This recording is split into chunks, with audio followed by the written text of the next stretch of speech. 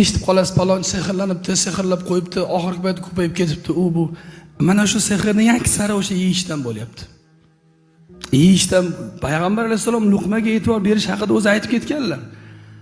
Lekin buning aksari yeyish yo ichishdan bo'lyapti. Yo yedirib qo'yapti, yo ichirib qo'yapti. Musulmon odam sal zakiy bo'ladi, farosatli bo'ladi. Unga bir narsa taom keltirilsa, birinchi tekshiradi. Tekshirishlik mo'minlik sifati bo'ladi. Bu ayb bo'lmaydi akalar, ukalar. Bu uyat emas u. Tekshiriladi. Qayerdan, kimdan, qanday qilib, nima ish qilasiz, qanday kasb. Ya'ni surishtiriladi ozgina. Nimaga desangiz, mana bu luqma pok bo'lsa, ulamolar aytadi: "Iza g'uziyal jasadu bil harom, tamarradat jasadu an ta'atillah." Qachonki bu jasad haromdan oziqlansa, tamarradat an ta'atillah, Allohning to'atini yuz o'giradigan bo'lib qoladi.